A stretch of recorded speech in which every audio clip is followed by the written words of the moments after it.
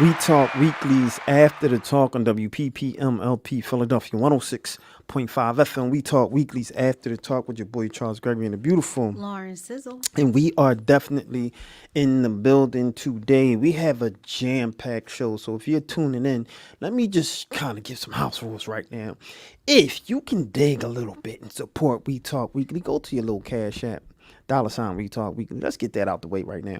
We definitely love your donations. We appreciate everyone who has been donating, supporting independent media because that is important to us. That's how we sustain.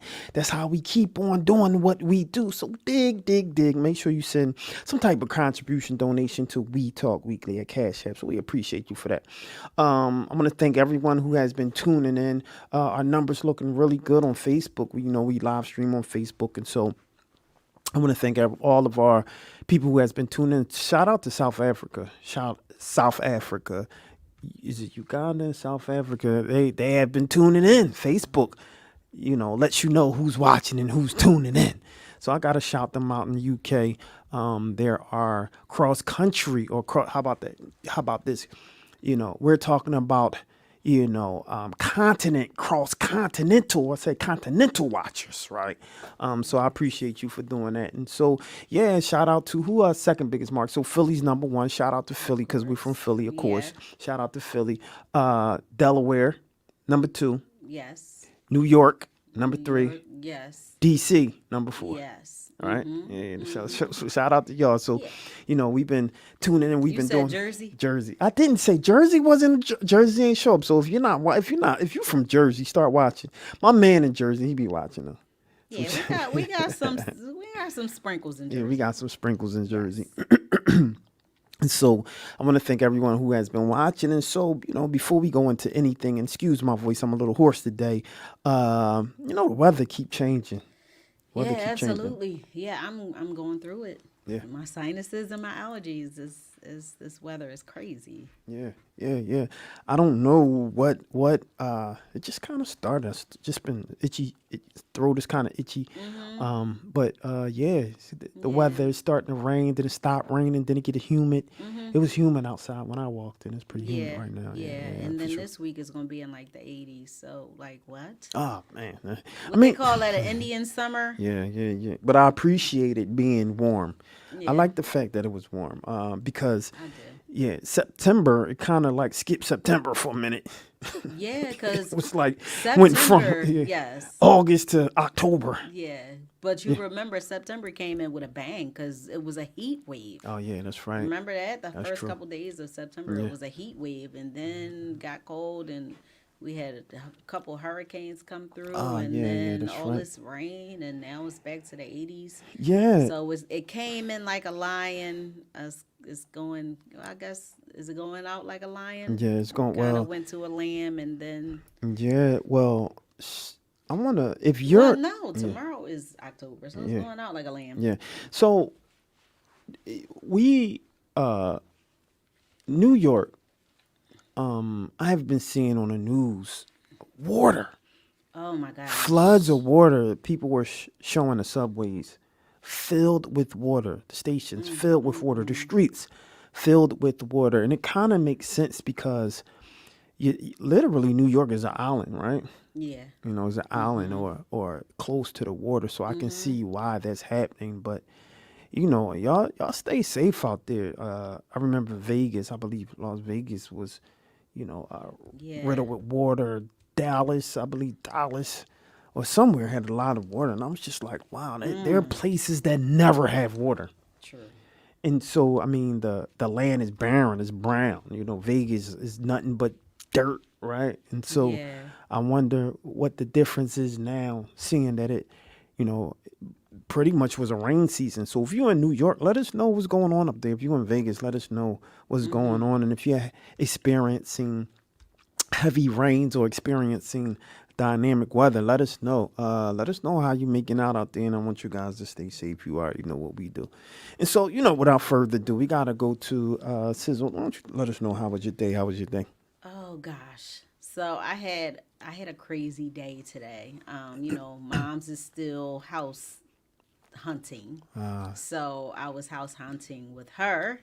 And then my son is in a class. So I'm helping him out with his class. And Right. then I had to shoot over to help host the second annual Driveway concert What? in Overbrook Park.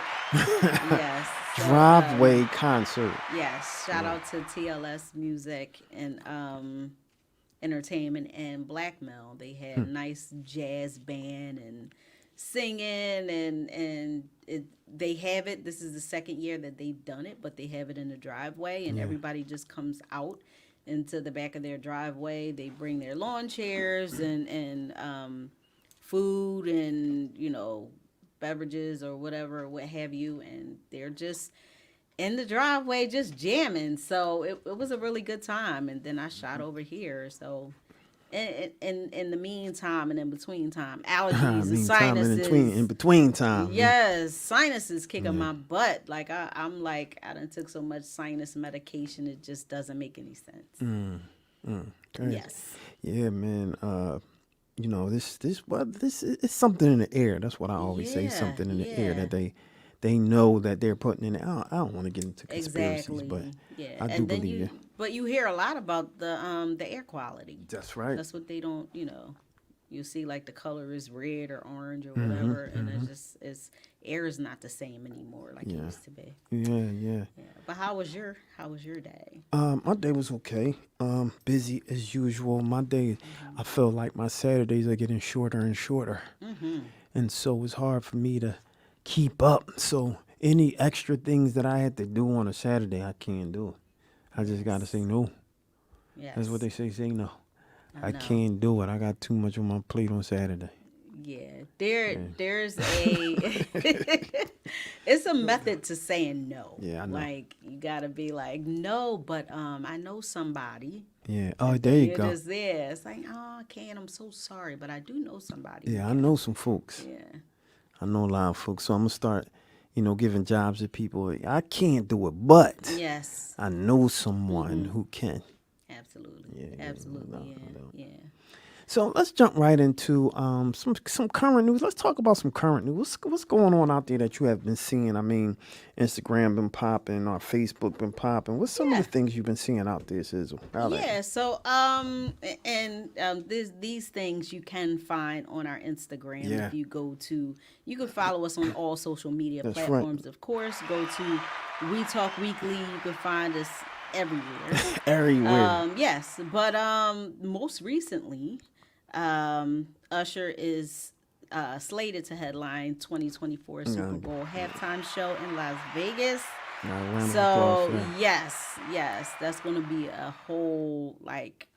whole movie, okay? Because No doubt. everybody's talking about, oh, well, who's he gonna bring out and this and that and the other, and people feel like it's gonna be an ATL theme. He does the skating and all that. Yeah. So That that'll makes be me wanna nice go to back see. skate. Yes, absolutely. Yeah, Yeah. Y'all don't know. C can skate and Yeah, I love skating. yeah. Get it down. Shout yeah. out to my old folks in Elmwood. Shout out to the old Elmwood gang. Exactly. That's some of y'all won't even know what about Elmwood skating ring. But I do want to shout out Millennial Yeah. Millennium skating ring. Yeah. That's where I go now. So y'all get it down. Y'all, all my Jersey folks, can't right across the bridge. Make sure y'all come skating with me. Yes. I do skating heavy, absolutely. yeah, for sure. Yeah. And that's gonna be definitely gonna be a good show.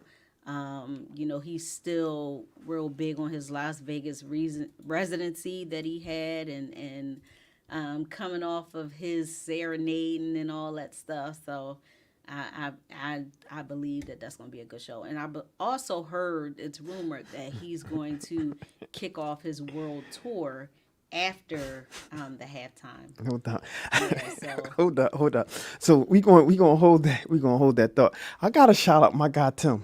That's funny. Yes, He said he Charles.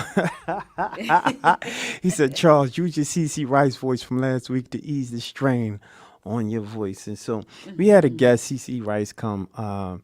She was. I can't even explain what she does. She's just dope. And she was telling me how to, I guess, speak more from the diaphragm in order to, Oh, yeah. in order to preserve my voice because I go through my voice real fast, really fast. I go through my voice because I talk a lot, right? Yeah. And so, she made me do this exercise, and right now I'm straining with my voice because I don't know how I'm losing my voice right now, but we're Yeah. going to get it through. And we got 3 interviews today. Yeah. Yeah. So 3 interviews today, so I can't lose my voice with that. No, no. not today. Not right now. No doubt. So, what else Yes. was Usher doing? Usher. What else was Usher doing? Yeah, so he's going to be kicking off his world tour. It's rumored. It's not official, Okay.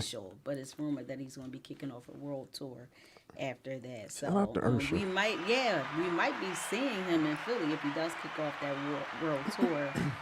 And then other news on our Instagram, check us out at We Talk Weekly.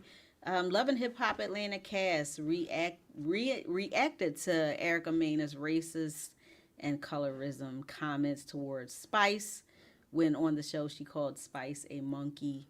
And of course, this was a few weeks ago when it aired, and then they announced that Erica Mena will not be returning to the show. So I thought it was really good, what the cast had to say. And what people don't know, those that are not like minorities, they don't understand that the colorism that goes on within that's interracial, interracial, intraracial. What am I trying to say? Interracial. Interracial. Right. Yeah, I'm making it more difficult. But I think she won't be coming back to the show, and it's a shame because, it's just going to be different without her. But I mean, you live and you learn. She tried to say she wasn't being racist. I'm Dominican and Puerto Rican, I believe she is, and she's saying like I can't be racist, but you can. Yeah. It's like colorism is real. It's like you didn't call her monkey, for no other reason other than why, she's darker skinned and all that. It's like you knew what you were doing. Yeah, and unfortunately, well,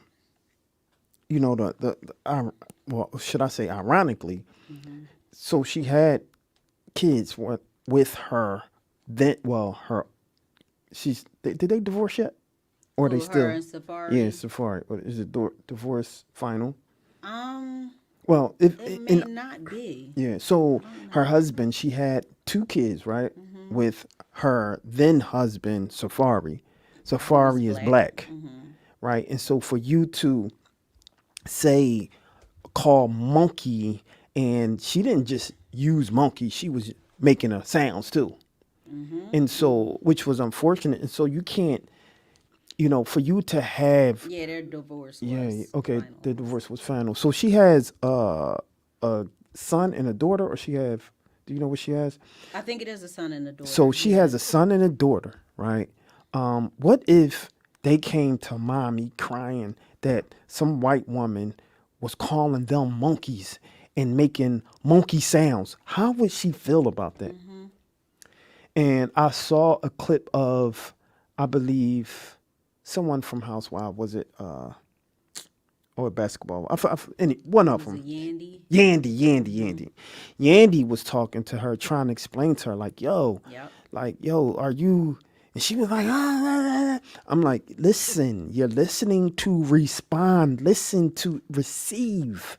And she just kept going back and forth. Yandy was like, I'm going to just throw my hands up. And so that was it was sad to see because, I'm just thinking of what will happen when her kids grow up and see that. Right. Right. And say, Mom, do you think that about us? Can you? Mom, do you think that way about us? That's the heavy part. And so when I think of what I saw and how she responded, she wasn't even apologetic about it, man. And that's the unfortunate thing, Yeah, and Yandy asked her. She said, "So, like, I can't remember verbatim, but she basically was like, so if you had to do this all over again, she said, I would say the same, I would do the same things, the way she came at me. And she was like, wait, you mean you would say the same thing? And um, she was like, well, I would come at her the same way or whatever. But it was like she was missing the point. Like you're missing Yeah. the point. Right. You're missing the point. So Yeah. So it's just one of those things, man. We have to do better. We have to do better as a community. And unfortunately, I'm gonna say unfortunately, I say honestly, she's part of the community. She's part of the community. And for you to act that way, because we accepted her as part of the community, right? right. And yeah, she technically she is black. And so for her to do that, she has to understand historically the hurt, the pain, and the ritual that people used to spew to those who look like now her daughter and son. Exactly. And so that's the heavy part, man. Yeah. Yeah. Absolutely. So I don't want you guys to go anywhere. When we come back, we're gonna have a dynamic interview. You know, we have the opportunity to look through this book, and we were excited. We were excited about this book. We're gonna talk a little bit about it because this young lady is definitely an entrepreneur and someone that is ready to make moves as an author. And I have this thing about authors that I appreciate the time, the effort, and the resilience that it takes to put together a read. You know, whether it's a novel, whether it's a quick read, whether it's it doesn't matter. When you produce a book, it's just amazing to me. One day I'll probably write my book. I'll write a book. Yeah, you need to. Yeah, it'll probably be something educational though, something about fashion and style. Got to do something like that. But it's just, kudos to those who put in that effort and that time to put a book together. So I don't want you guys to go anywhere. When we come back, we're going to talk a little bit about this book. We'll be right back after this, y'all. We just want to get a little background as to who the Fantastic Noise is and the noisemakers. If you can let us know. Yes, absolutely. So once again, I am Fantastic Noise. I am the original noisemaker, so no one's going to make as much noise as me, okay? And right here we have the Noisemaker Band. This is only half of it. The other stuffs are upstairs. My Kevin Lamar, Lonnie, and Dobbs, who are the actual band members. These are the background singers. And we came to make some noise. We came to bring that noise today. That's what we try to do. That's it. Right. Yeah. And how did you guys get together? Oh man, so it started with, I've been doing this on my own for almost 3 years now. And man, I guess each of these people here have different background stories. Most of us went to the same church together and we just kept going. This one, her, this is one of my assistants here, one of like my biggest supporter, my biggest shooter here. She's an assistant. So we just been building, and the same thing with upstairs with the band, just meeting through people, kept networking, kept seeing, and it was just like God ordained. Bam, here we are. Awesome. Yep. Well, could you guys do We Talk Weekly a favor? Yes. Can you give us a drop in a melody type way? Oh, a melody type way? Yes. Okay. So We Talk Weekly? Yes. Okay, so we're going to do something like this. We talk weekly, come and hear us. We talk weekly, come and hear them. We talk weekly, come and hear them. We talk weekly, come and hear them. We talk weekly, come and hear them. We talk weekly, come and hear them.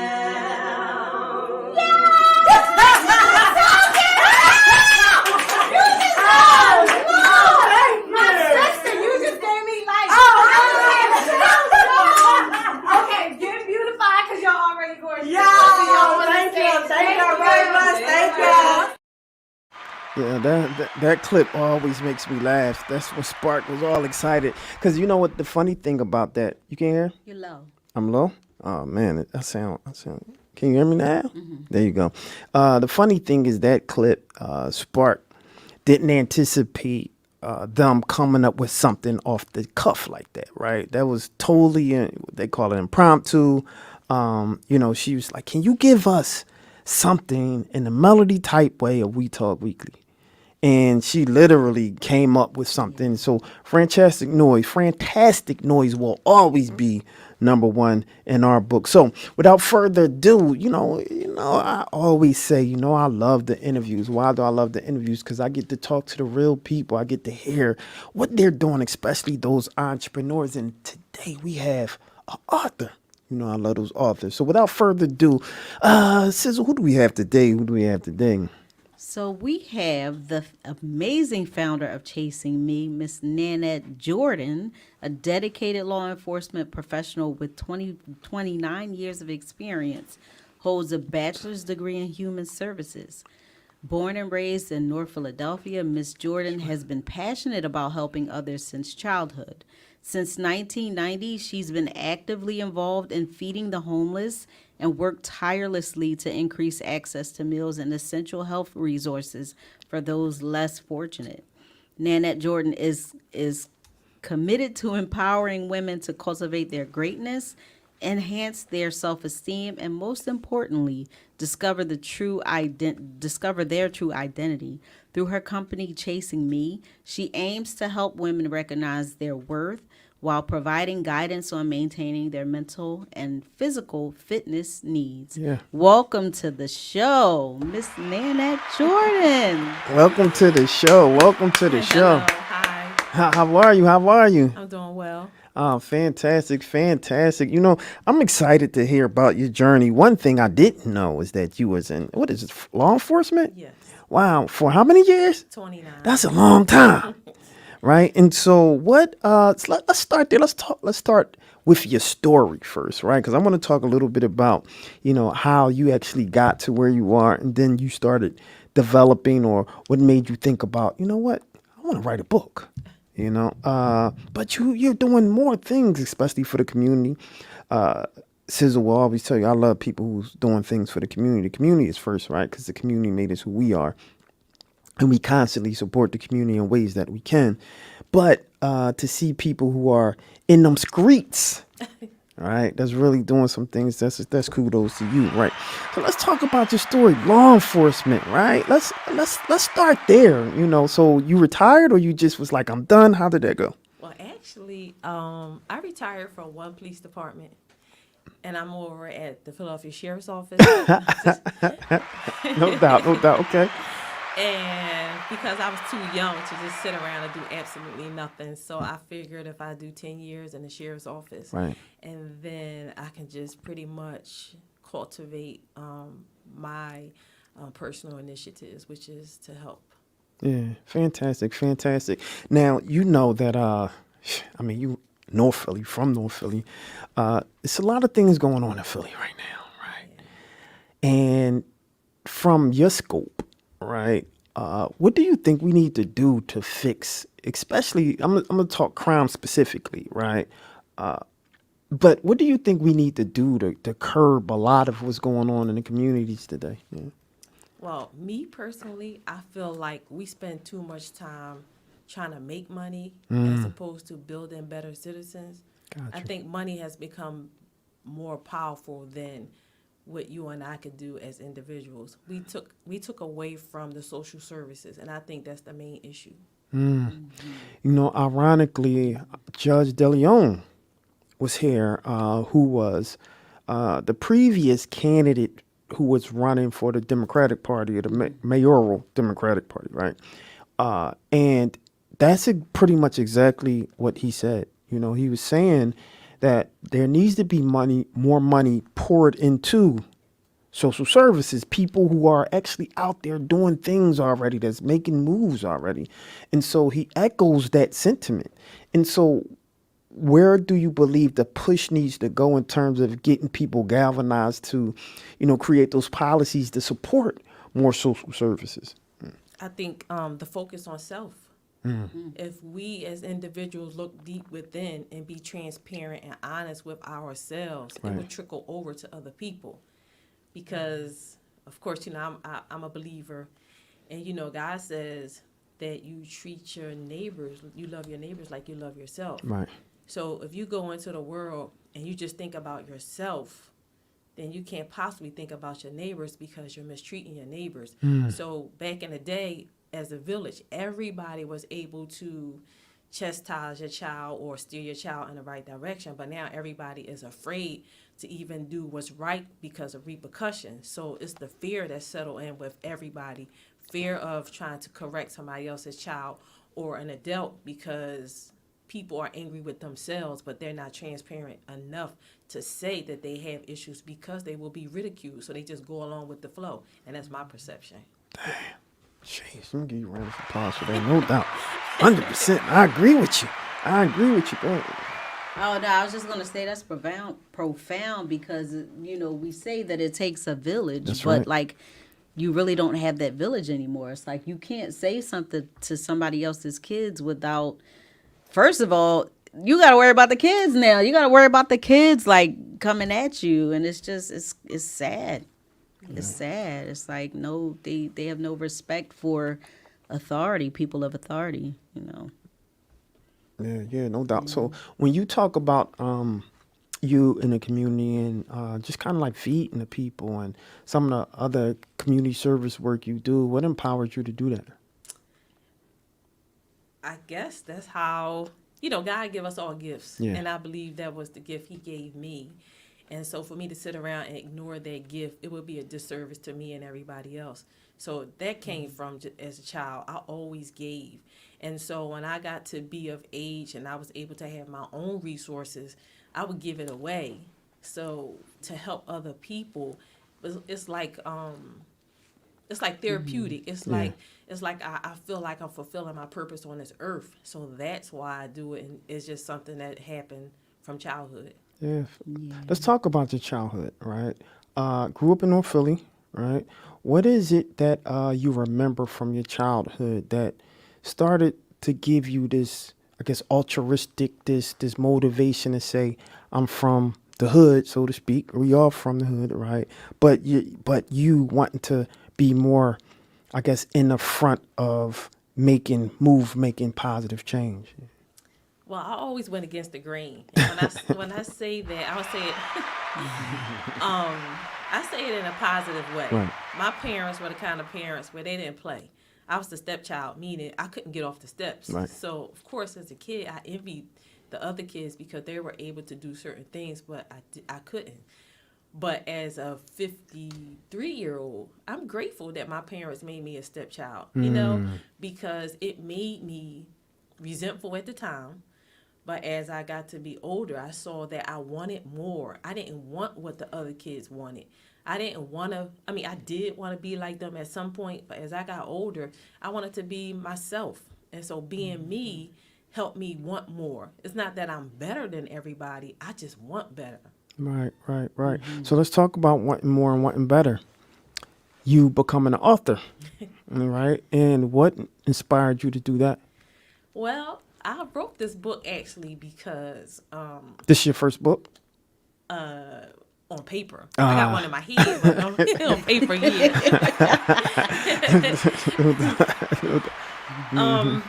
I wrote this book because, and again, being in law enforcement, I was in an abusive situation. Okay. And when you think about abuse, everybody seems to think it's like black eyes, the physical abuse. Right.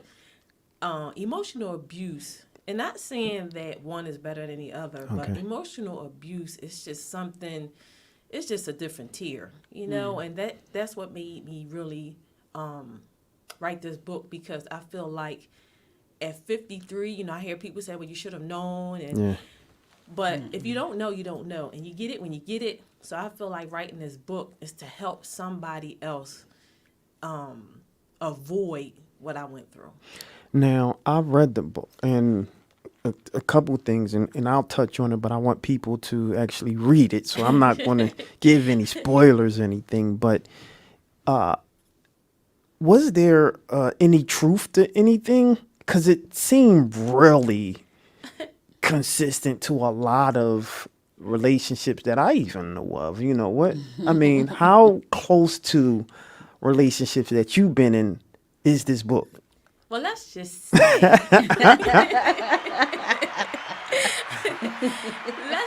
say, it's Brielle's story, but I can resonate with Brielle totally.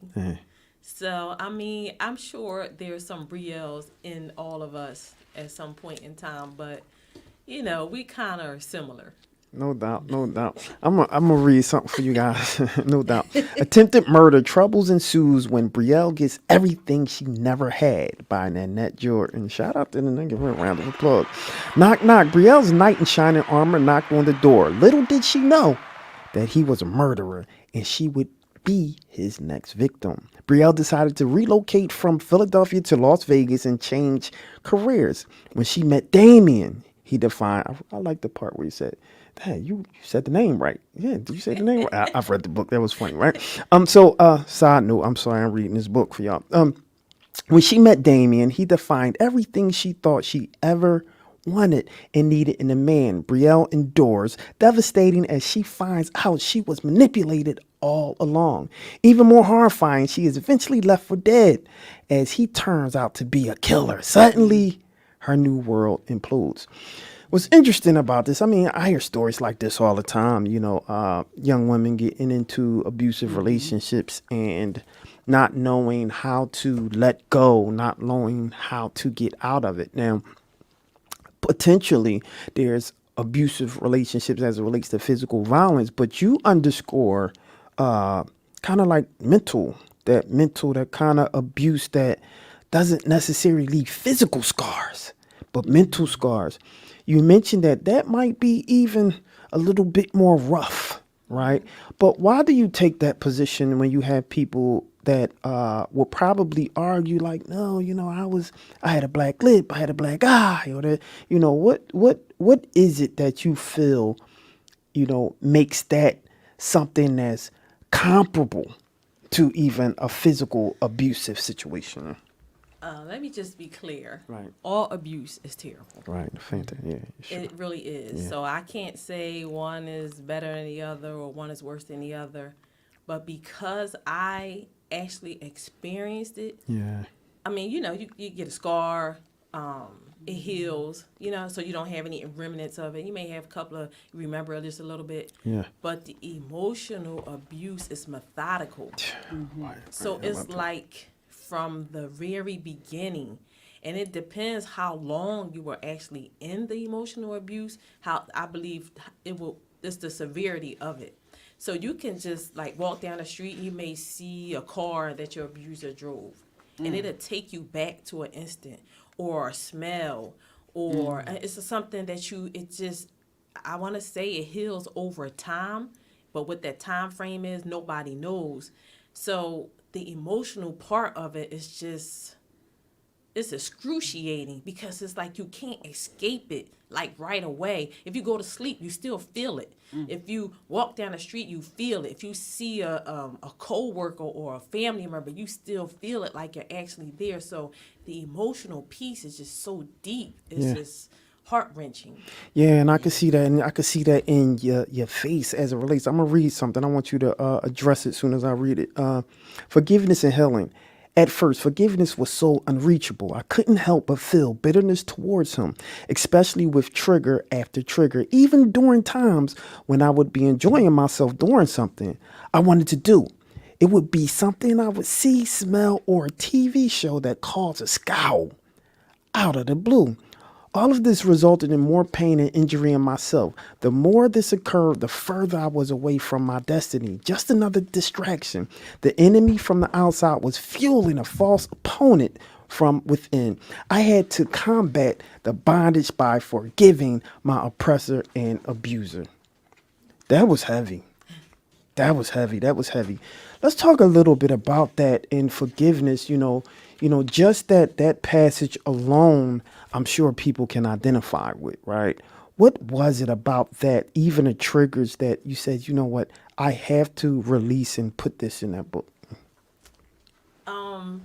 Because of where I'm trying to go in my life, it was hindering me, because the time that I can use to be creative in writing and having some material for my social medias, it was bombarded with anger and hate towards this individual. Right. So I felt like I couldn't give this individual so much energy because again, so now I'm taken from me. But when you find your love for yourself, you don't give that energy to things that you don't love. You give that love back to you, Mm, and then it'll have something positive coming out. Right. Amazing. An attempted murder, nothing is what it seems, and it will teach you that the truth will set you free. Brielle discovers 3 tools for rescue, but it may have been too late. You want to talk about those tools, or you want them to read that book? Actually, I want you to read the book, but I can give you. You give some us one of things. them. Give us one. Love yourself. Yeah. Find out, date yourself. I love that. I When love you that. Yeah. date you find out what you really want. Right. You find out what you love by your own standards, not the standards that society set for you, Right. but from what you find out about yourself. Yeah. Date yourself. Yeah. In a perfect world, right? What would a perfect relationship look like for you? In contrast to your old relationships or past relationships. Perfect for me would be Because everyone is different, right? Right. You know, and it's one of those things that, I heard that, some men, like my man, I ain't gonna put his name out there, but he loved toxic relationships. He loves for, a woman that, yeah, right? I can't stand it, right? I can't, it kills me. I can't, he loves it, right? But, and so for him, that works for him, right? So I can't say you're wrong. That's what you like. What you like is what you like. What I like ain't that, right? And so, what's the perfect situation for you, Well, knowing in the new mature me and the Yeah. love I have for myself now, I understand there's nothing perfect.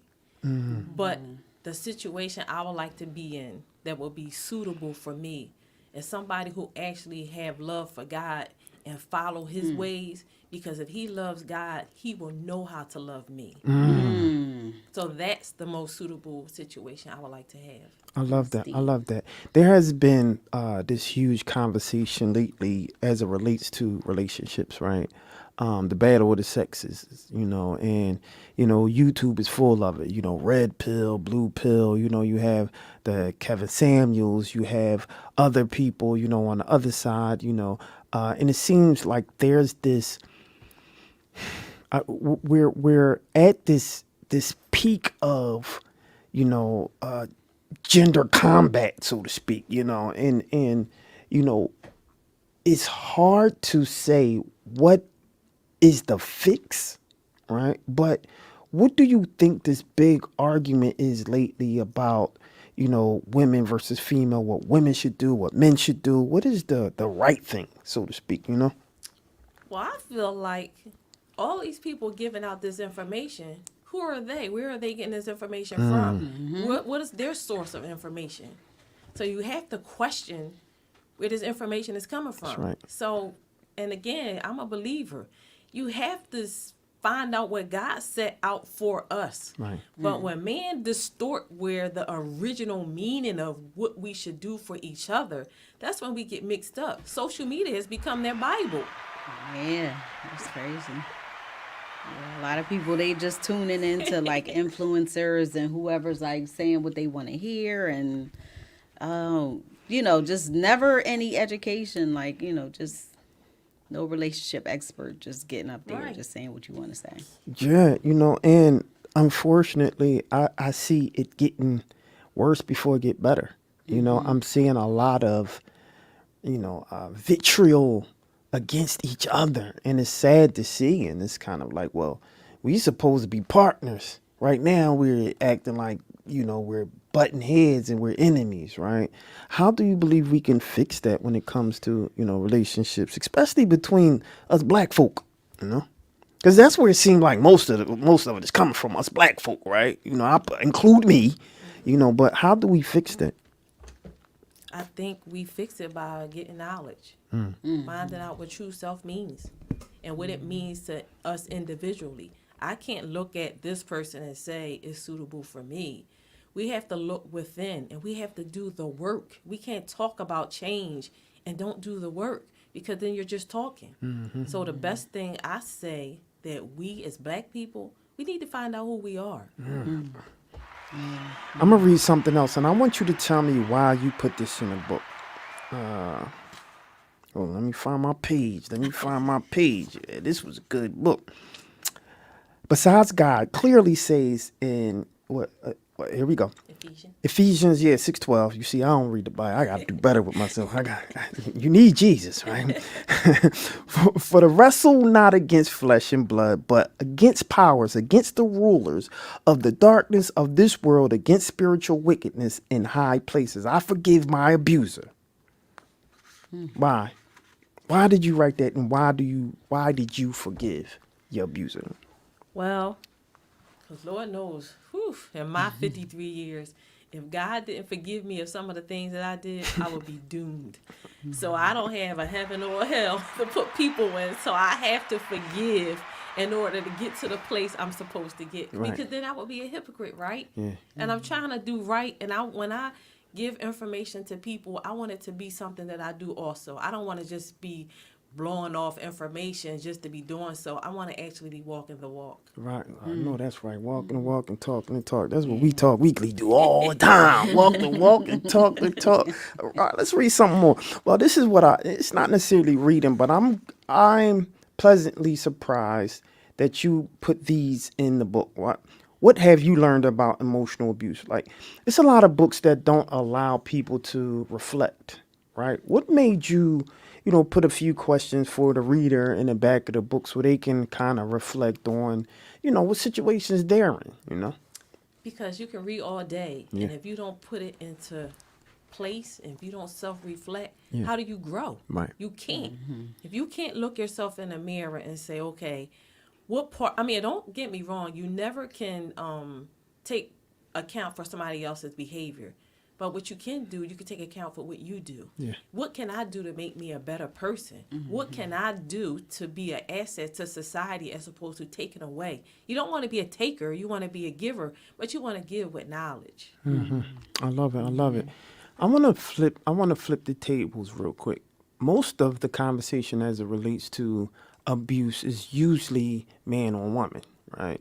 I want to talk about, your perspective as it relates to woman on man abuse, physical and emotional, and how men are dealing with it as it relates to what they should do, right? Because I think, men are, we still have this ego, this masculine piece that's like, okay, well, we can endure anything, right? But what would you tell a man who's, emotionally going through certain things with his significant other that's potentially abusive? What would you tell him? I would tell him you have to let go of those old stigmas that being a man is being tough. No, because if he doesn't get the help, what he does is, in my opinion, he just harbor those traumas and he just pass it on to his children or pass it on into the next relationship. So don't be afraid. If you need to seek help, get help. Because again, it's not for the masses, it's for you. So you won't pass those traumas on to your children and those you come involved with. Wow. That was heavy, because a lot of I'm in a training class now, and there's a guy in the class, and he was just, because we had a period where we were all just reflecting, and we were talking about things what was something in your childhood that you still just kind of live with it today. What is something? So everybody had their experiences, but the one guy was saying how his dad had taught him to just be strong. Oh, you can't cry, man up. So it was he was getting in trouble every time that he was showing emotion. And I feel that's kind of the wrong thing to teach young black men, because they deal with trauma, and just telling them even from being young and being in school, and you lose a friend that at the age of 13 as a teenager, you're in school and you lose a friend, man up and be tough, or something happens to you. Every time it's they feel they got to be tough, and that's not healthy for your mental health to deal with that and to not be able to release and let that go. And then on top of that, they feel they shouldn't get therapy, they shouldn't get mental health support or anything like that because they feel like they have to be tough.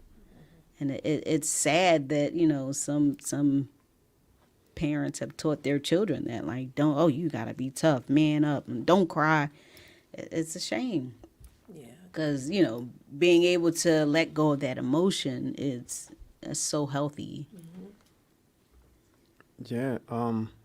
Yeah. And so, you know, I'm just excited that you came to the show today. You know, what's next for Nanette? You know, what's next? What's on the horizon? What do you have, you know, that you believe that, you know, this is going to be the next big thing, you know? Yeah.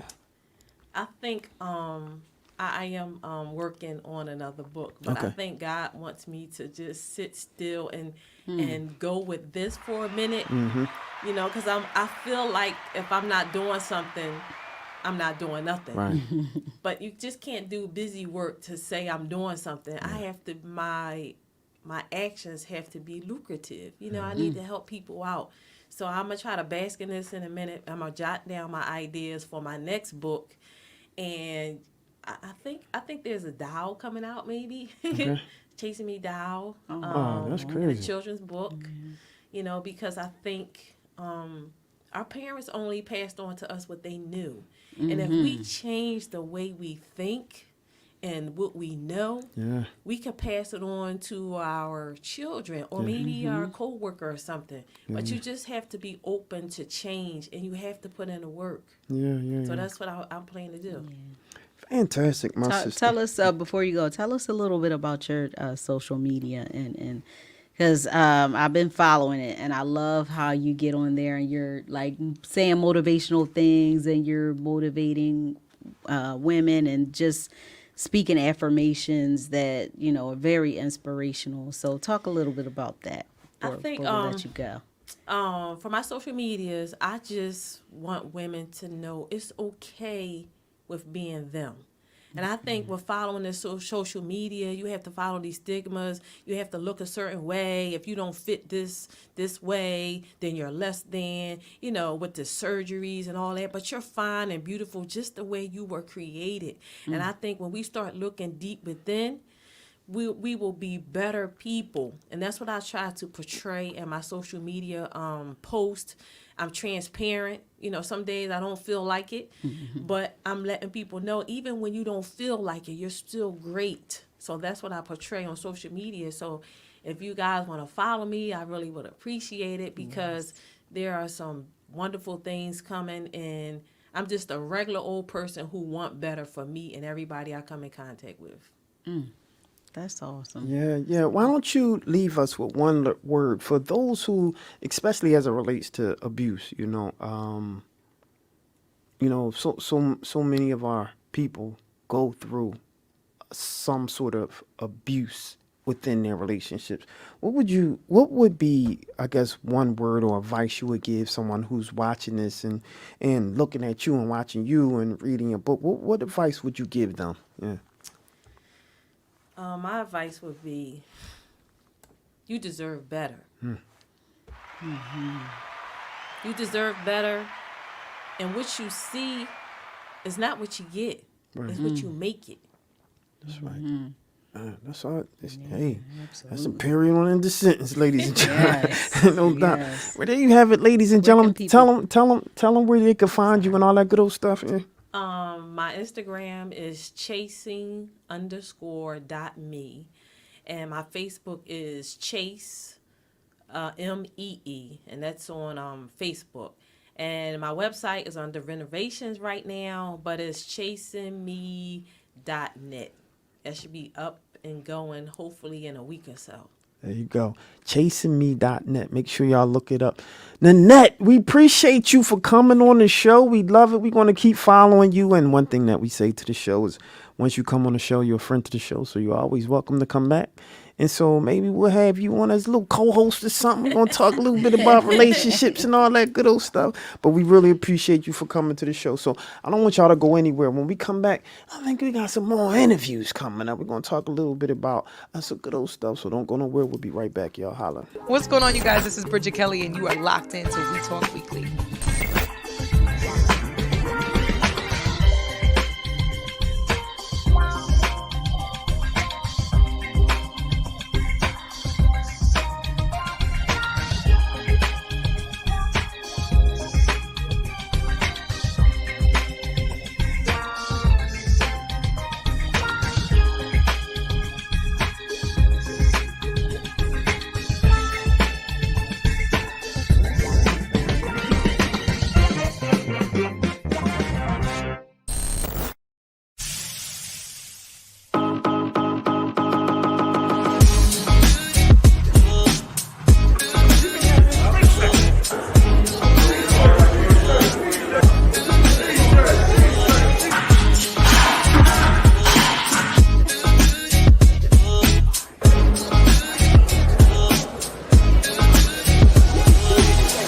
What's up, y'all? It's your girl, Classy Lady Sparkle. We Talk Weekly, and they doing sound check in the back. We're here at the Avenue Beyond Control ABC production.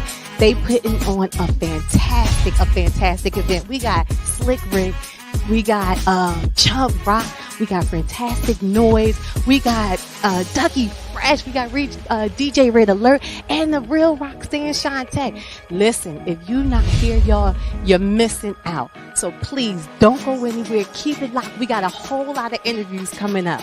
Peace.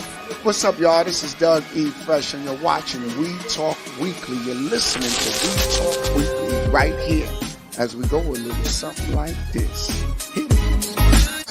Well, I'm the A and ABC. I'm Ashley. I'm the C and ABC. I'm Cola. And I'm the B, Bianca. That's what's up. Y'all heard it. Now, what does ABC stand for? Avenues Beyond Control. Basically, we got the name from our initials, and then we just turned it into a name. Wow. Then tell us tonight who was here. We had Slick Rick, Dougie Fresh, Roxanne Shante, Chubb Rock, Fantastic Noise. Red Alert. Oh, Wow. And real quick, because I know y'all women are busy and it was a lit show. Tell us what it took to put this together. a lot of hard work, and my back is killing me. I second that notion. And as you can see, we're not even dressed, so that just shows you we've been running all day. All right, but tell everybody, are you pleased with the outcome of what all the smiles, all the people who was like appreciative that y'all brought that nostalgic back tonight? Yes, we definitely appreciate it. We want to do it for our city, and to see the smiles on Trent residents' face is all we're doing it for. We Talk Weeklies After the Talk on WPPMLP Philadelphia 106.5 FM. We Talk Weeklies After the Talk with your boy Charles Gregory and the beautiful Lauren Sizzle. No doubt. Sorry. No, you good. Look like we got Lady Estad in the building too. So yeah, it's one of those things that let me see, Lady. Let me see if you can give me a sound check, man. Yeah, let me see. This is mic 3. There you go. Your mic sounds nice. There you go. And so, we didn't get a chance to, say how was your day. Tell us how your day was. Holla at me. Me? Yeah. Man, I don't know what's going on in this city, but it must be something nice because there's traffic everywhere. I've been in my car for like the last 2 hours. Mm-hmm. But one of those Saturdays trying to be productive in and outside of the house, trying to get work done. Yes. Got some stuff going on. Mm-hmm. Mm-hmm. So just trying to get a little work done. Yeah, we talked a little bit about your boy coming to town, possibly coming to town, Ursher. What's your thoughts on that? Ursher coming to town. I love it. Mm-hmm. I just want to, see if I can get tickets.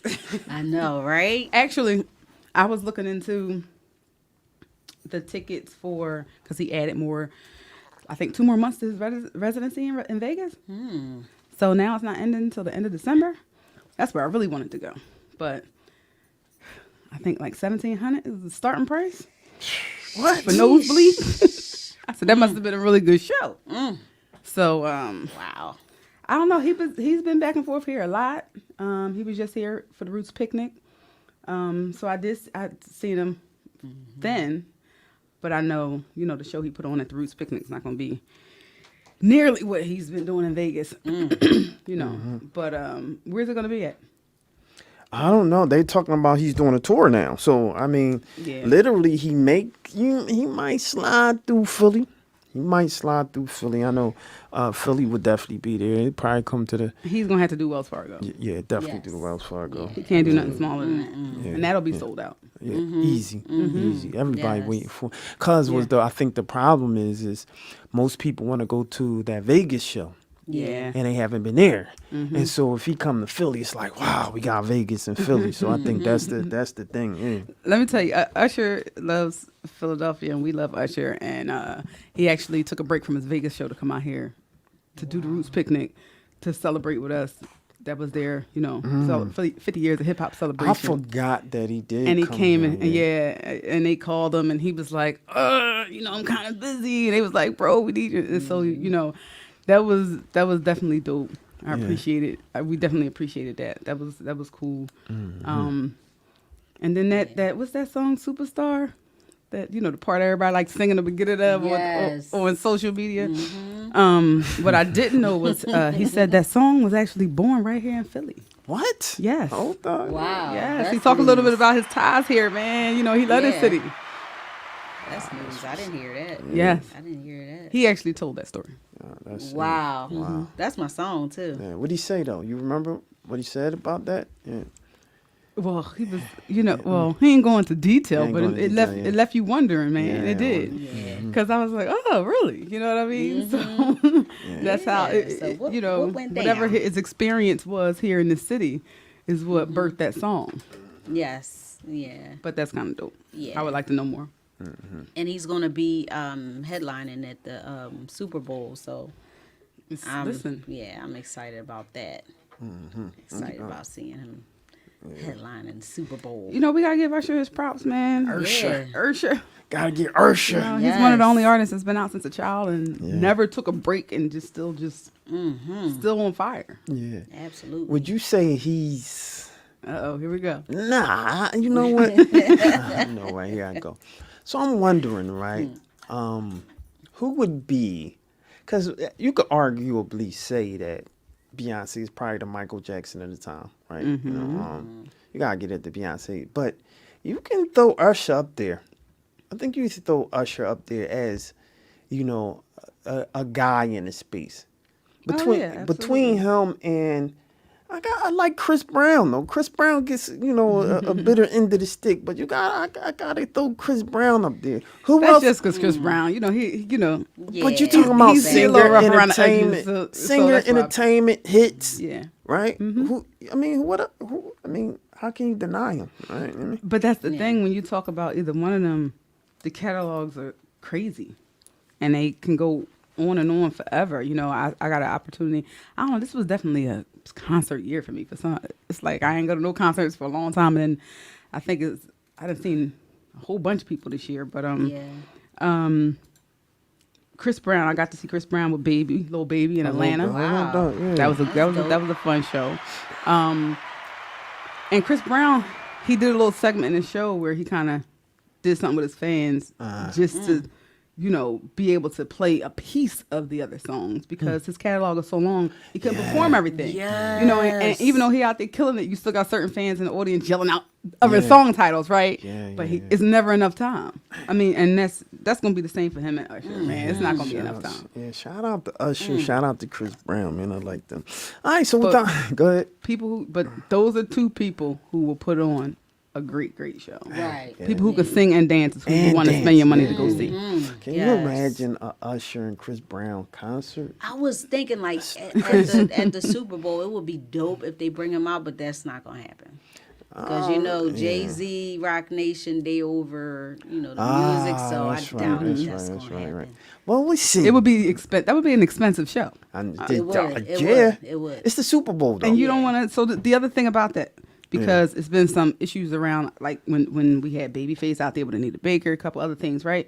When you do that, then it's the argument of who goes first, who goes last, right? Right. Because whoever goes last that's considered the headliner, and that's usually considered the better act, and then so you kind of put them Usher in that goes place. last. Yeah, I say the same thing. Usher goes last. I say the same I mean, thing. there's no question. Like But Usher.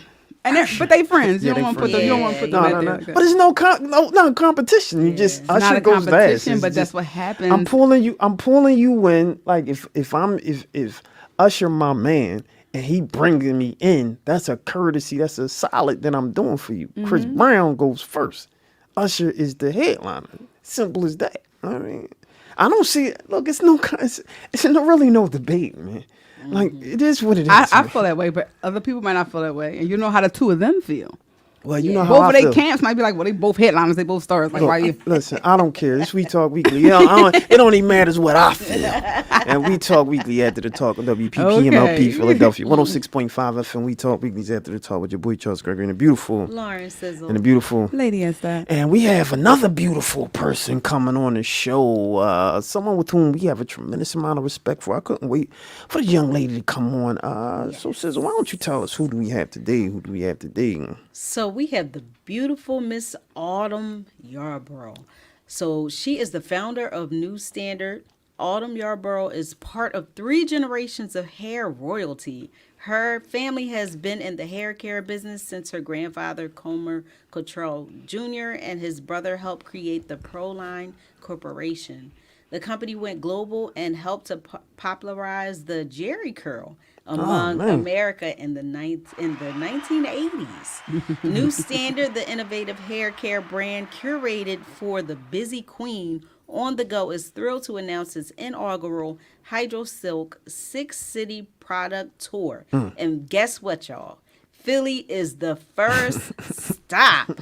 So this product is designed to educate and empower a hairstylist, both professionals and aspiring, on achieving and maintaining healthy hair of all textures using professional grade products. So welcome to the show, Miss Autumn Yarborough. Hey.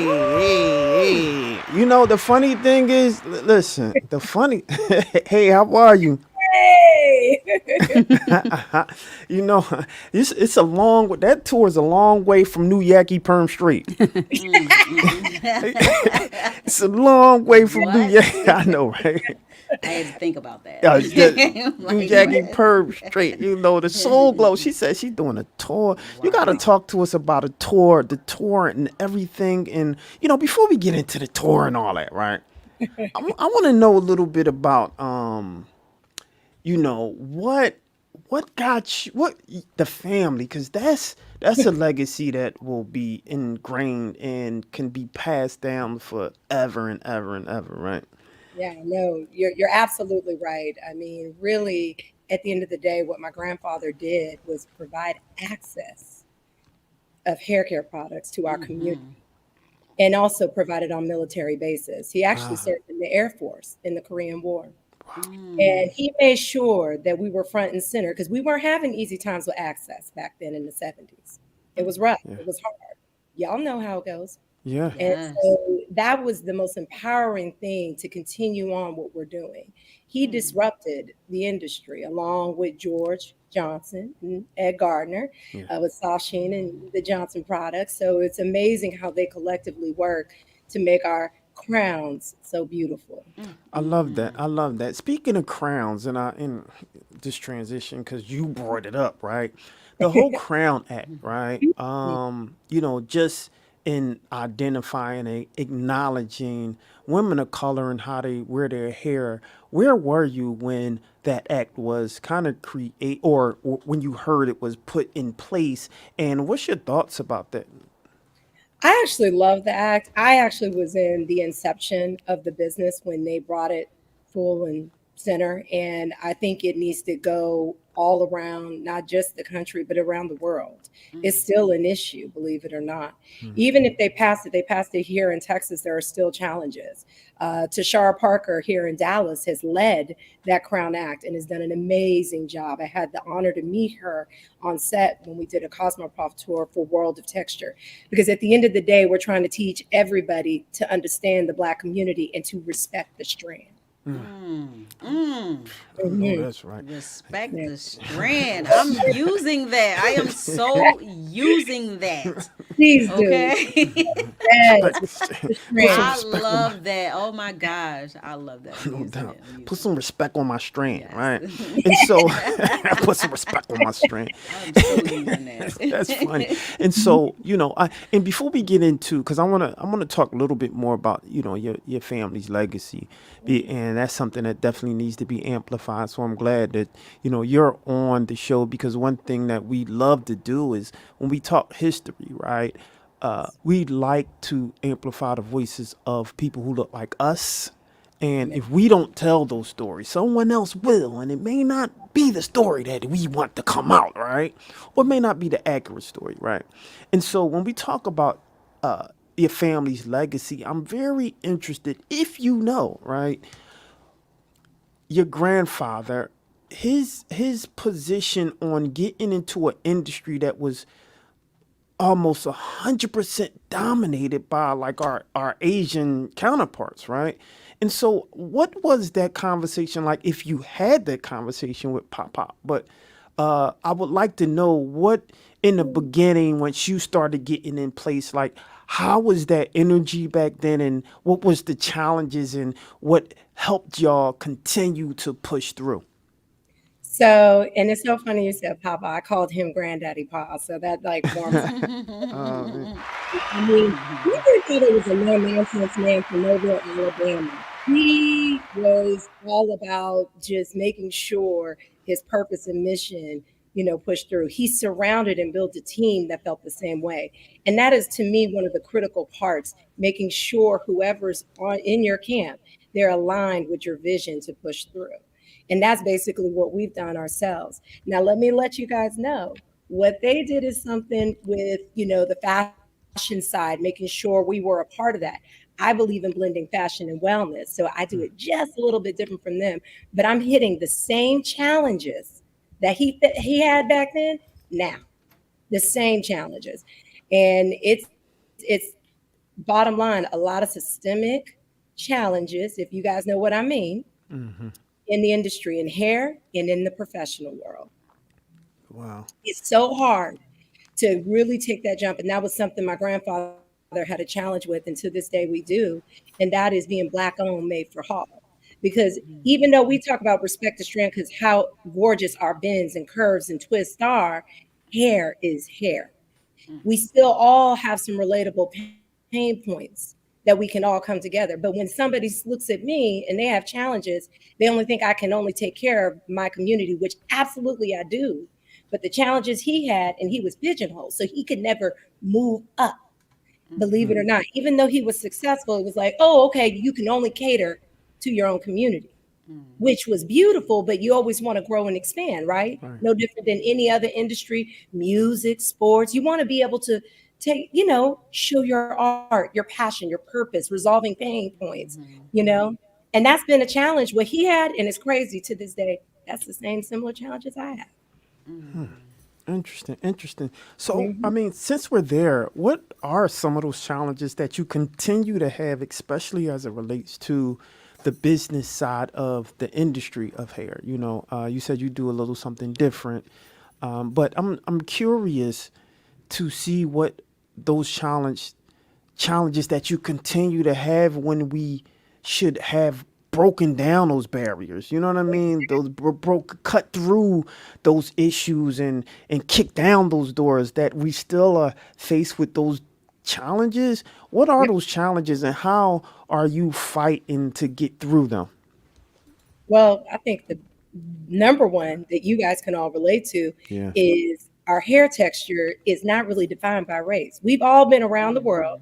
When you looked at somebody and they didn't look like you, but they had the texture was very similar. You're like, oh, yes. You know my pain points, dryness, frizz, breakage, all of those things, And so it amazes me, though. They look at me and they're like, oh, but you look that skin tone, you can't solve my problems. Right. So that, and when you have 65%, over 65% of the world has textured hair, and yet an African American or African descent individual cannot be front and center to believe to solve those problems is a problem. But I'm here to disrupt that. And I'm here to disrupt it, especially in the professional industry and in the hair industry. It's been a challenge for other founders. They have to constantly shout out, hey guys, textured hair, I can take care of everybody. I am very proud of Monique Rodriguez with Mael, with the, I believe it was the rosemary mint oil. It was a white woman. Sorry, guys. It was a white woman that influenced. It was like, look, my hair is dry. Look, this is amazing. It's helping my hair grow. And it just became this incredible phenomenon. Now, my people, we get a little like possessive. Like, hey, now, you can't have none. And I'm okay. They were very supportive. And actually, that's why, it's just amazing what Philly has done. I'm down in Dallas, but Philly has given nothing but love. And that's why I will be out there first thing at Cosmoprof at 1 p.m. tomorrow. Very blessed for the opportunity. I cannot tell you the community, how you guys have rallied around New Standard, HydraSilk. HydraSilk is a pretty incredible product. It's putting us, making sure the Black community stays in innovation of hair care products, which we have never been a part, okay? They like to put us in secondary markets to to show us, oh, it's for you too. But when it works, you have to buy more product. And my I, whole deal was it needs to be inclusive. I I need to like be able that. to take care of us. And go ahead. I'm sorry. No. Go ahead and talk, sis. No, it's your Okay, platform. cool. But you can tell the passion and love I have for I this, love but it. it's more so about our community. And when I speak of hair wellness, is respecting the strand and keeping our hair on our head. And that to me is the most instrumental thing. We can show all how beautiful our crowns are, but we can't do anything with our crowns if we don't take care of our hair. And I'm a big fan of setting a new standard of how we take care of our hair, but making it easy for the busy woman on the go. Love it. What's that product that you mentioned again? Hydra Silk. Hydro Silk. For those who don't know what that is, why don't you kind of explain that out for those who never touched that? Yeah. Absolutely. So it is a treatment product provided by the professional stylist. We respect the license. And with the license, they're able to treat the hair, especially with textured hair. And we have bonds in our hair that easily break because our crown is actually designed to grow voluminous and to break. But this is what keeps stopping the breakage. It manages and stops the breakage. But this is what it really does in 2 products, 2 steps for the stylist to provide the treatment. Hydration, y'all. Believe it or not, that hydration is a pain point we've had for centuries. And the goal is when you do this treatment, it really provides hydration and less product to a point where you don't even need much product. Wake up and go. And that's something for us and our community that we have long desired and needed. And it exists. Wow. What do you think is the biggest misconception when it comes to natural hair care? Well, the funny one is when somebody comes to me with bleach hair and they have their curls and they say they're natural. And I'm like, maybe not. Or they'll be like, I must have all natural ingredients. And they have like a color. So anytime you have color, you've changed your hair texture, believe it or not, even though you have your strand, you have a porosity level change and understanding that. So, I mean, obviously, I'm very obsessed with understanding the hair structure, the physiology of hair from the inside out. But that's the biggest funny one when people come up and say, I'm all natural.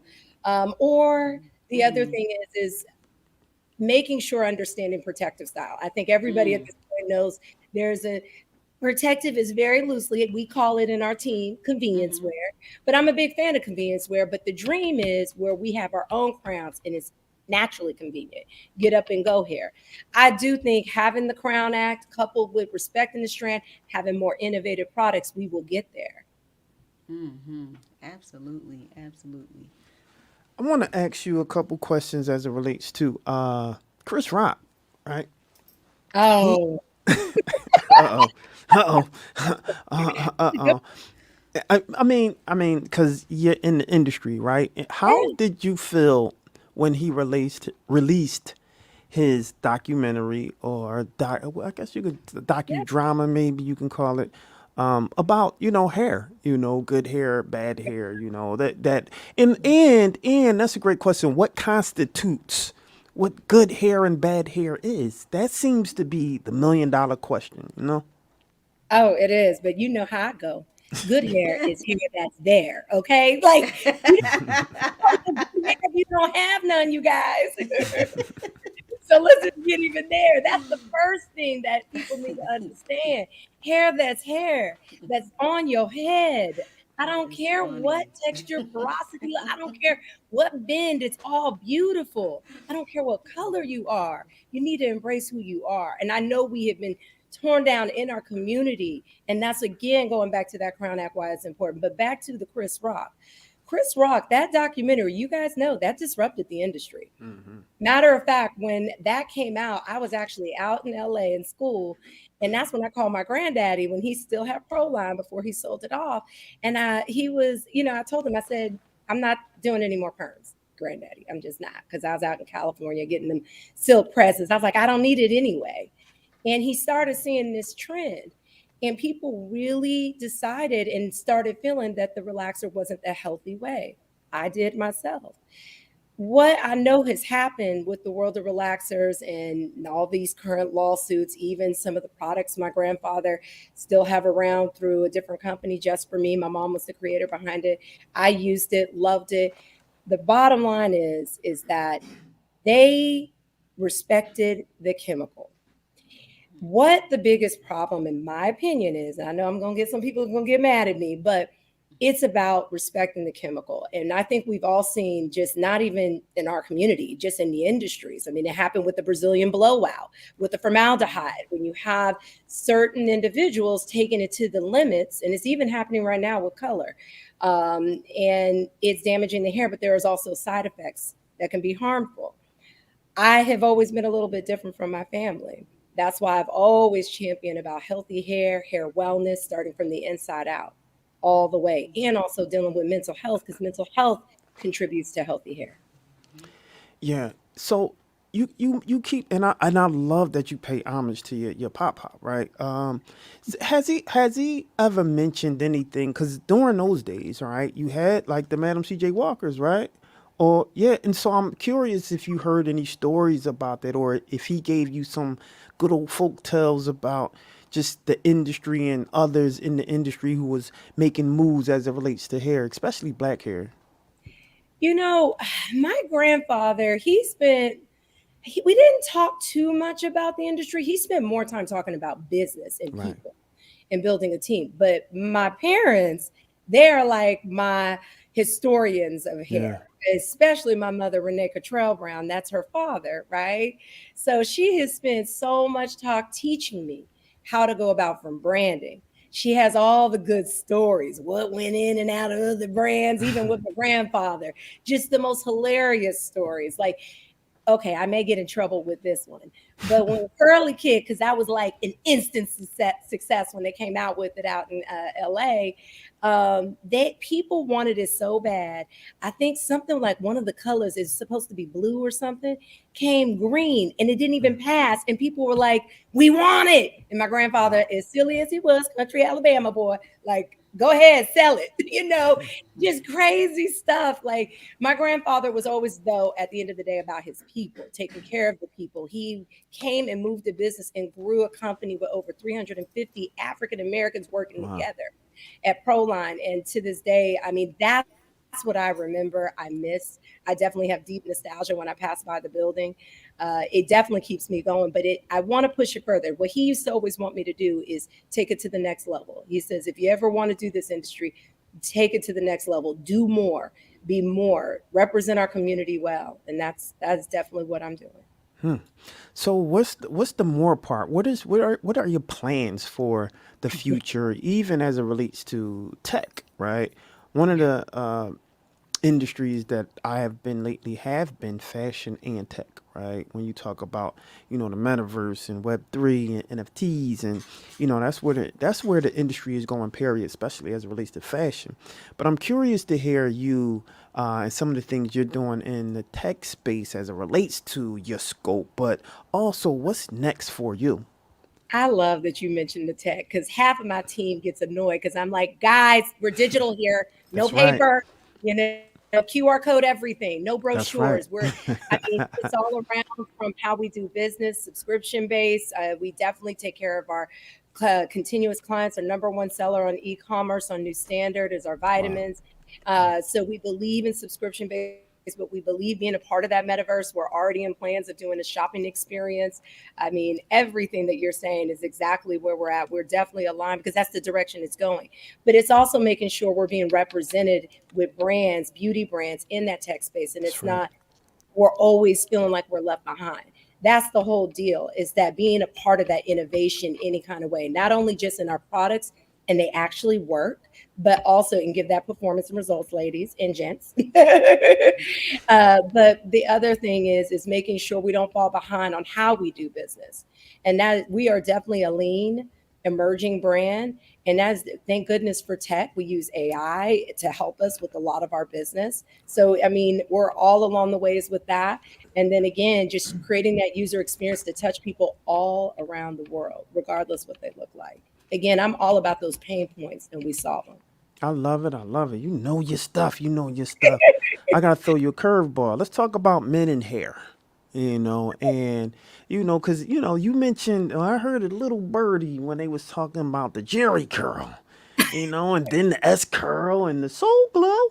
Remember that? You know the and so what's your, I guess,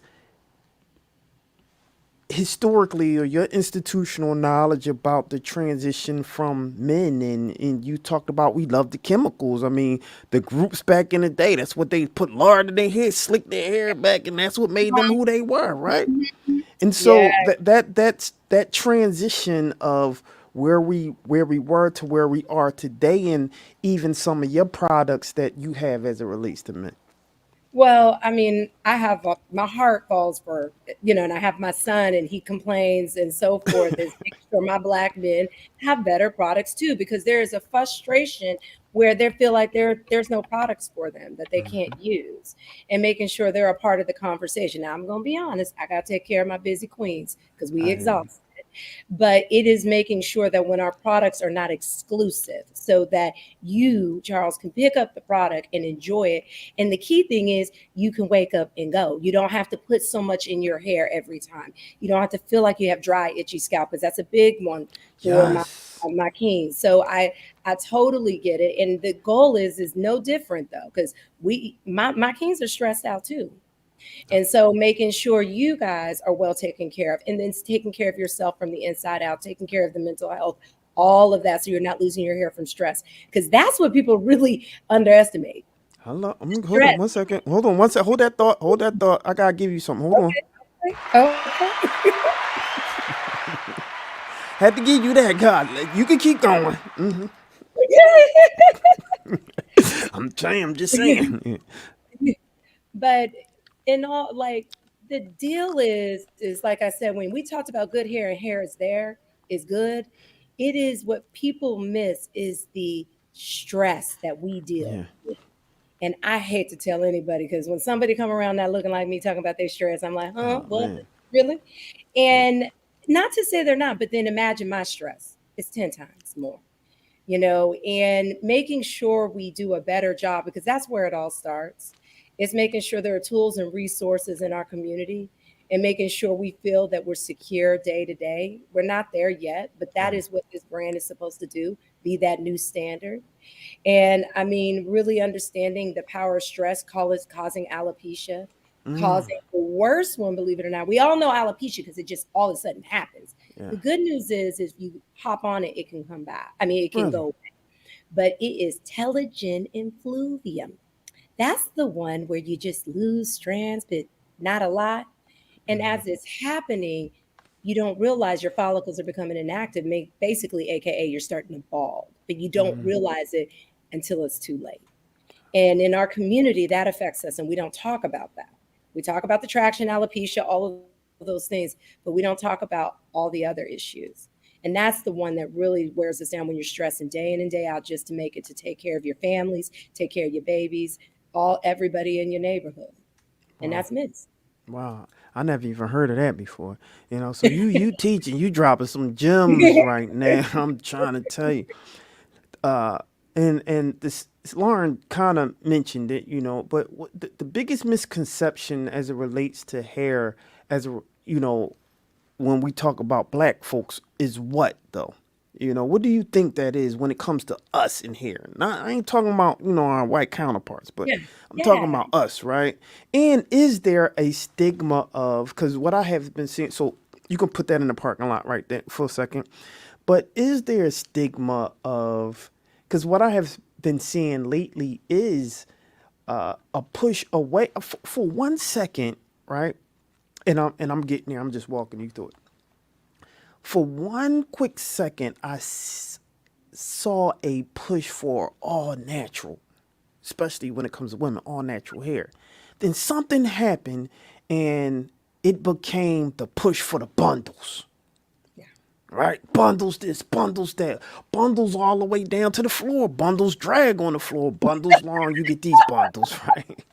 And so I mean it's interesting, but where do you think that that energy came from to push more towards, hair, so to speak, longer hair, that's not necessarily natural to you. Yeah, well, I mean, right off the back, I mean, it's about the convenience. That's why I think the my audience I speak to, the busy woman on the go, she just doesn't have the time when she's natural because society hasn't set women up where we can get our, allow us to get ourselves together or allow us to be as free as as can be, and we're considered beautiful amongst men, right? So it's like one or the other.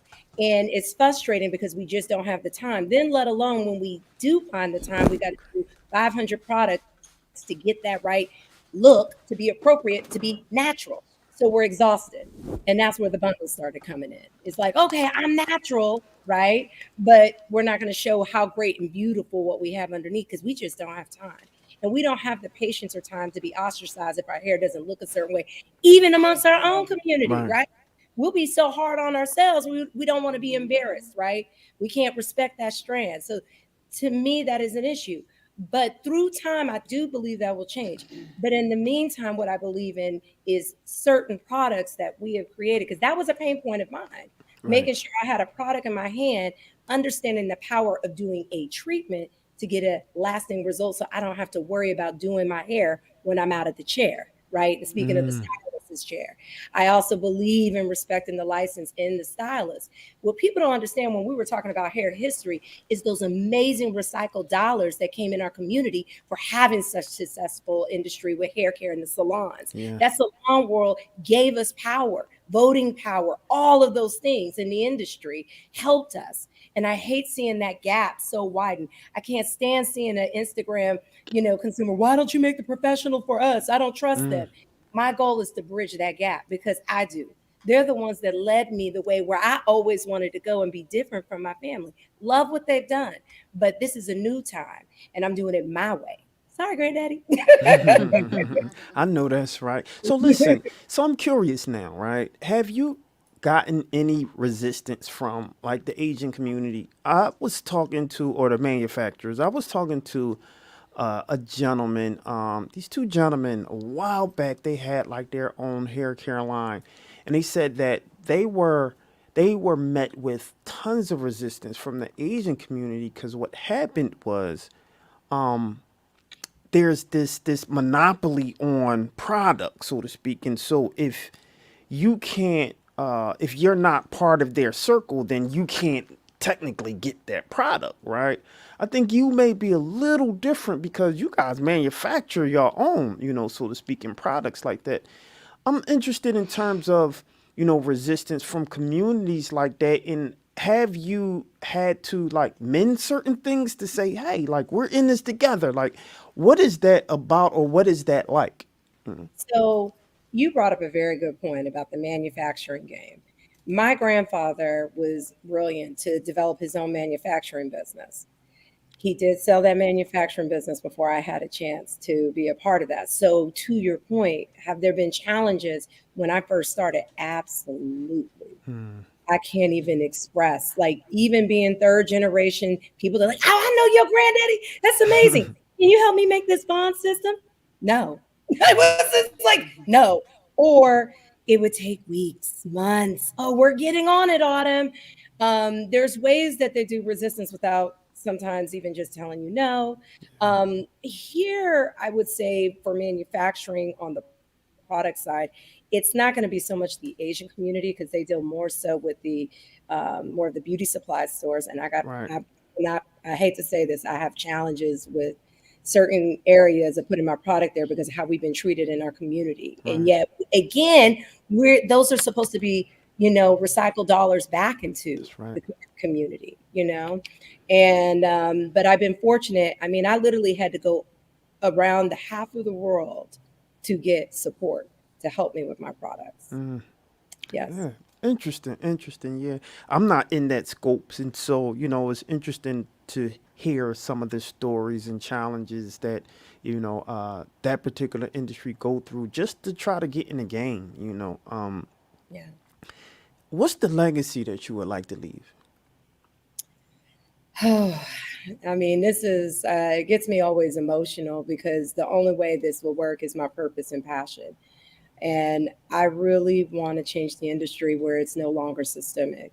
I want all of us to feel like hair is hair and we're all beautiful.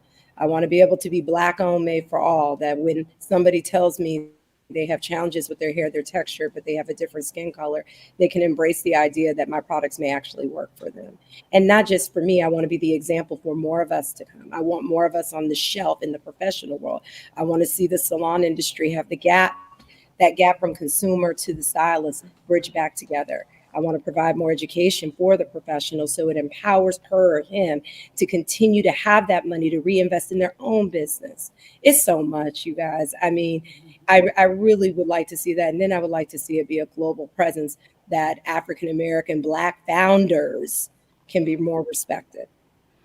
Wow. Interesting. Wow. Amazing, my sister. Who is Autumn Yarbrough? Who is Autumn Yarbrough? A mom. I love my babies. I love my babies. A wife, a daughter, a proud Black woman. There you go. I don't know how else to say No it. doubt. No doubt. I love it. I love it. I love it. If I was to ask you, and this is pretty much my last question, I had you on. I mean, that half an hour came and went. I mean, the conversation was that good, so I had to keep you on. If I was to ask you, what's a day in a life of you and your business? What would that look like? Walk me through. Well, I have to wake up. I wake up in the morning. I wake up about 5 and I get my head right. I let myself and remind myself, you're surviving, but yet you are thriving. I have to tell myself multiple times, even though I'm on the shelf, everyone, it does not mean it stops there. You have to still keep working. So from there, I am very fortunate. Even when I travel, I make sure I come back to see my kids, to wake them up, take them to school. So I'm willing to do any kind of pain to be there for my babies so they know what their mother is doing. So hopefully they can continue the legacy. And then from there, calls back to back, doing Zoom, doing it all, working with my team, developing, meeting with stylists, going to salons, meeting with educators, telling them the dream. And then the hardest part, because it's always the nose is pitching for opportunities to partner with retailers and other retailers, sharing the dream. So you got to get ready for the nose, but it's all about persistency. They don't see what you see yet because they just want what's today. And of course, when you start moving in the right direction, they come knocking on your door. So that's the other next dream. So, I mean, just doing that all the way till about midnight, still taking Zoom calls, because then I got Asian as well as European partners. And I will say the folks overseas, you guys, they embrace us. So they embrace us. And I think we all agree. We all agree when we're overseas, we're like, oh my gosh, it's a different type of love and feel. And I've been very fortunate where it's always like, Autumn, what can we do? How can we help? So they always in my night, because they're on the other side. Wow. There's daytime there, nighttime here. And they're always saying, we love you, our sister, whatever you need. It's a different world. I've been fortunate to be supported by those that have heard my dream, believe in it, and want to make a change. What would you tell your 16-year-old self? Listen more and don't give up. And it's okay if you make mistakes. Perfection is the enemy of success. Fantastic. So I just want to thank you for coming to the show. You're amazing, my sister. I definitely, wish and hope for you the best. You are doing something great and amazing that people can potentially follow. What would you tell, what type of advice would you give that sister who's, a young girl, young lady who's looking up to you or looking at you, even the brothers, because it's a lot of talented. I'm in the fashion industry, right? Most of the stylists I know who are dynamics are men. I mean, it's like kudos to them. And that's amazing. I agree. I mean, so kudos to them. But what would you tell someone who's looking to you and your brand and because you can literally be a public speaker. I can see that already, right?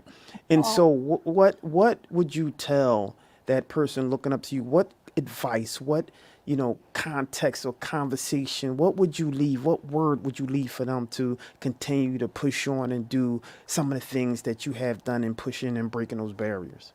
I'll say this, because this was a hard one for me recently, when everybody kind of had FOMO to make sure they hit that Beyonce concert. I would say I had MOFO, missing out for opportunities. Wow. My sister, round of applause to you. You're amazing. I hope I get to come back, and I hope I can see you guys in Philly. Yeah, when you come down and give us a shout. Give us a shout. You know, we're gonna come and we'll support whatever you guys are doing. You know, one thing that we say, once you come to the show, you're a friend to the show. So whatever you're doing, let us know. We pull right up, you know. You part of the family now. And, you know, vice versa, you know, if we ever my uncle in Dallas, he in West All right, yeah. okay. He's in I'm sorry, not Dallas, Houston. West Houston. Oh, That's where wait, he is. that's different. He said, "Oh, wait, that's different. Yeah. No, don't get me wrong. No doubt. He in Texas. How about that, right? And so, but you know, I've been out there a few times, and I love the energy, and I love some of the things that you guys are doing. And so, yeah, let us know, and whatever you believe that we can help you with, like this platform, that's what we're here to do. Especially those who look like us. You know, giving them a platform to tell their stories. And you have a historical piece to you that I believe can. You need to do some more due diligence with and tell that story. You know, let's see if we can create a documentary or something. Like, come on. You know what? I will. It's just the grind, you guys. Yeah. It's like I'm so bad, and I'm going to do a better job. That's why I'm getting support. People are rallying. That's how I got to be in front of you guys, because people like your story. You need to get out there. So I appreciate you guys having me. It is a blessing. I love what you guys are doing. In return, you know, to reach me in return for support, because that's how we keep us both growing and in our community. I love you guys. Thank you. That's right. And we love you more. We love you more, my sister. We continue to, you know, give you all of the blessings and all of that, you know, all that good old stuff. Where can they find you and all that good old stuff, you know? Ooh, we got a few areas. You guys, if you're on Instagram, you can find us, especially my stylist, Hydra Silk with an A, Hydra Silk Pro. And then also you can find us at New Standard Hair on Instagram. Those are the easiest ways, because then you can find us all throughout the web if you follow us on Instagram or check us out. Yeah, I got to pull this up. Somebody said, yes, they love you. Yes. No doubt.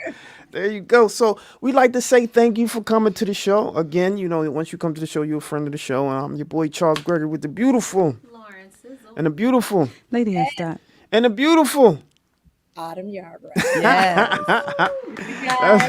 Appreciate you. No doubt. And we out, ladies and gentlemen. I don't want you to go anywhere. When we come back, man, you know, we got, what we got? We got about 10 minutes. You know, let's go to a quick little break.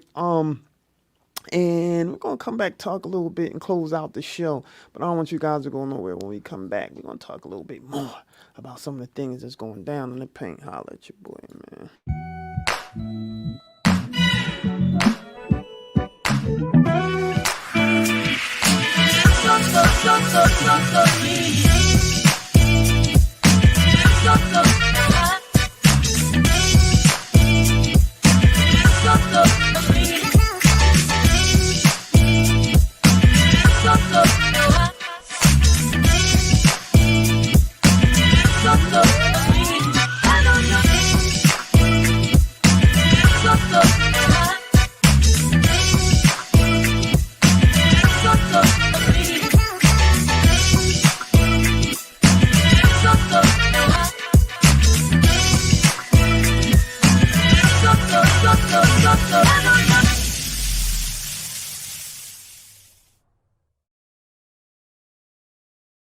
Philadelphia 106.5 FM. We Talk Weeklies After the Talk. I'd like to thank everyone for joining the show, man. Thank you. Yeah, absolutely. You know, when it comes to the support that we have been getting from y'all, from the inboxes, from even a donation. By the way, since I'm at it, please feel free to donate. Cash App, We Talk Weekly. That's simple. We love your donations. Just a little dab of do you. $5 here, $50 there, $500 there, whatever you want to give. Holla at your boy. But outside of that, we just really appreciate that you guys been supporting, and I mean, the name's been buzzing. A lot of people been reaching out, contacting us. We got a couple special announcements coming up. People within entertainment and movies been checking checking us out. And so we really appreciate the things that have been going down in the paint. What's up, lady? I start holler at me, man. What you want to hear about? I mean, anything. Shout out to the Eagles, right? Shout out to the Eagles. Go Did Eagles. You want to talk to me about the Eagles? Go Eagles. What your team doing? Womp womp. What your team doing? Where's your team? Who's your team again? Who are they? Don't do that. Don't do that. Who are they? Go Eagles. Seattle Seahawks. Bird Gang. Bird Gang. The Shout right out to bird. all the Bird Gang out there. The right bird, Eagles. the right color green. Seattle Seahawks. Nah, they got that Kelly in the building. You know that Kelly Green. We love the Kelly Green. Shout out to. Then did you see the UConn game?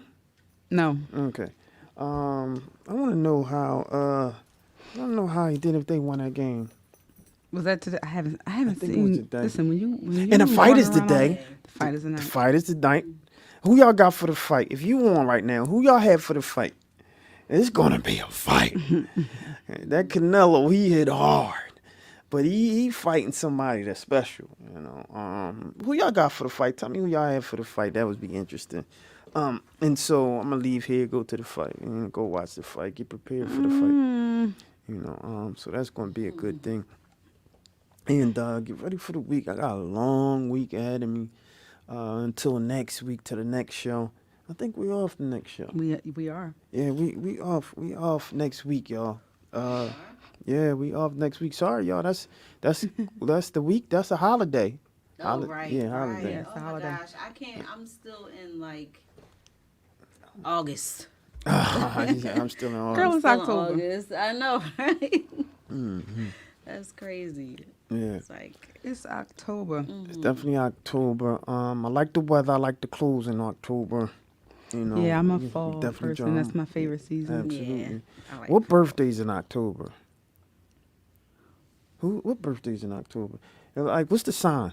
What's the October sign? I don't- Libra. Libra. That's Libra Oh, season. Libra. Still Libra. season. Libra season. Yeah, Libra season. My mom is a Libra. My mom's birthday was 2 days ago. Love you, Mom. Rest in peace, Mom. Love you, Hers Mom. is 2 days after mine. Yeah. Yeah, your birthday. Yeah. Tuesday. Tuesday. Just a word of advice: don't work on your birthday. Mm-hmm. Take that day off. I always work on my birthday. I don't care. I work on my birthday all the time. It's just a birthday, unless I do like a big party or something, you know. So then it's all good. But tell me what y'all do on your birthdays? You know, y'all watching. You know, let us know. Make sure you subscribe. Make sure you share, subscribe, and spread the word about We Talk Weekly. You know, we really, you know, it's just nothing but a click. Just subscribe, and if you want, just click that little bell so you know when we coming back on. We can do that. We love when y'all coming on and sharing and talking. Like our IG is popping, and our especially our Facebook is popping. The analytics on our Facebook is crazy. It said we reached 1 million people. It's wild, right? It's wild. We reach 1 million people. And so because of that, we have a platform that we try our best to do our due diligence on, right?